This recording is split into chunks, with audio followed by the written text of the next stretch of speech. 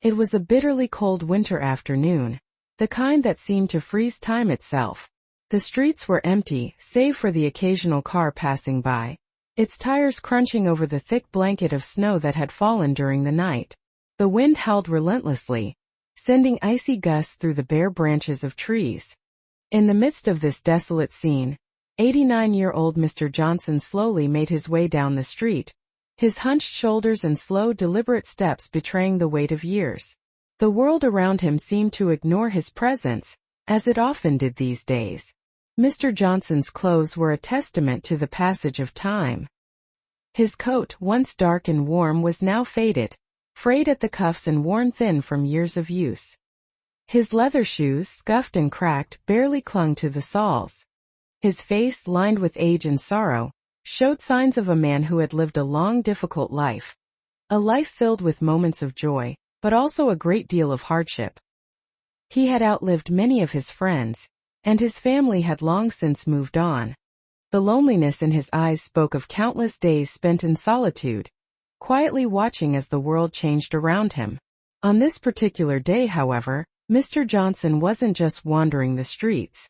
He had a purpose. He had heard about a small café on the corner of the street, a place where people could warm up and have a simple meal. He didn't have much money, but he was hoping for a warm sandwich to ease his hunger and perhaps bring a little warmth to his weary soul. With a sigh, he pushed open the door of the café and stepped inside.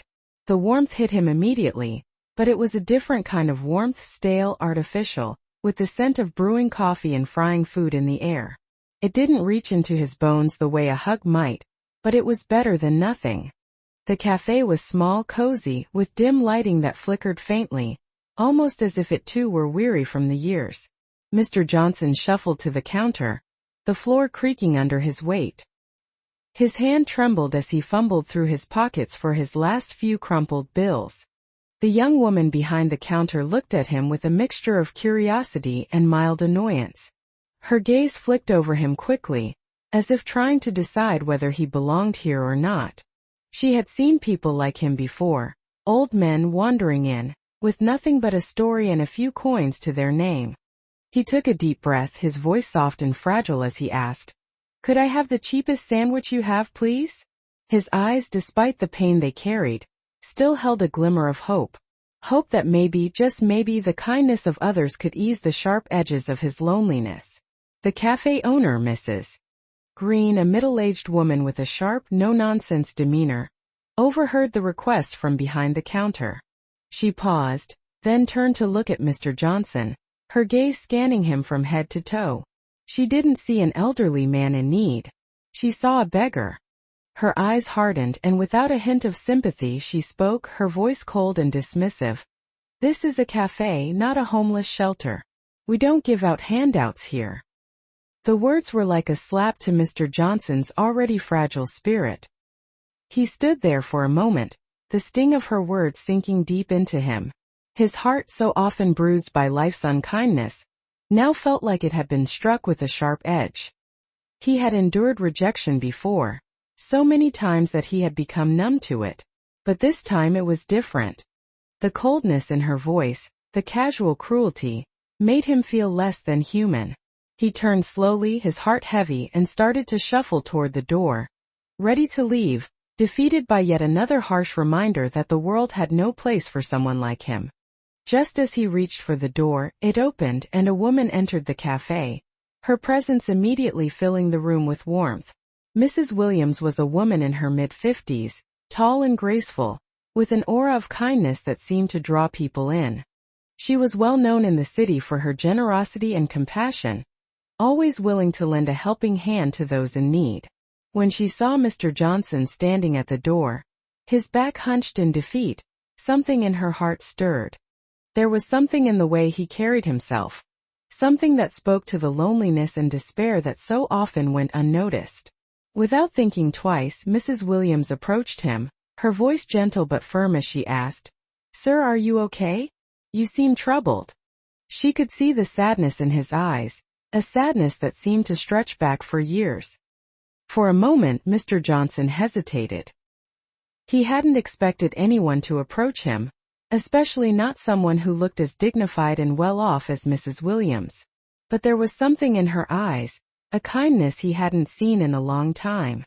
Slowly he began to speak, his voice shaky as he told her of his loneliness, of his life, of the years spent without a family or friends to turn to. He spoke of the pain of losing his son, Tommy, so many years ago, and how he had never truly recovered from it. Mrs. Williams listened intently, her heart breaking with every word. When he finished speaking, she turned to Mrs. Green, her expression hardening. "I would like you to serve this man. He deserves dignity and respect, just like everyone else.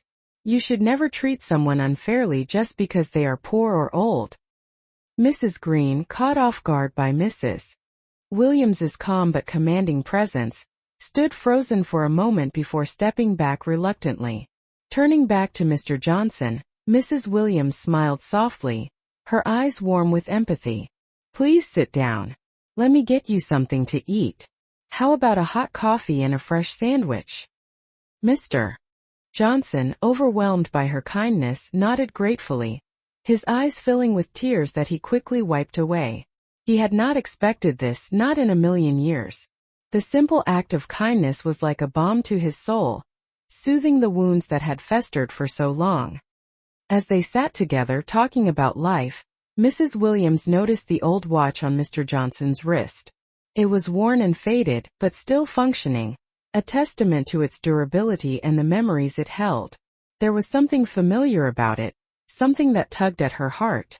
She studied it for a moment before asking, "That's an interesting watch. Who did it belong to?" Mr. Johnson's face softened at the mention of the watch, and his voice grew quieter.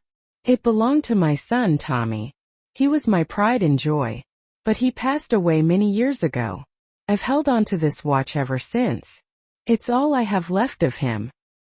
At the mention of Tommy's name, Mrs. Williams's heart skipped a beat. She had known a Tommy once, a man she had loved deeply in her youth, a love that had never fully bloomed due to misunderstandings and the harsh realities of life. Tommy had been her first love, but circumstances had driven them apart. When she heard that he had passed away, it felt like a wound opening up in her chest, one she had tried to forget for so many years. Tears filled her eyes as she thought of the man she had lost, and now, hearing of Tommy's death, she felt the weight of the years they had lost. Mrs. Williams and Mr. Johnson spoke for hours, sharing stories of their lives, their regrets, and their hopes. It was as if they had known each other forever, bound by an invisible thread of shared pain and lost love.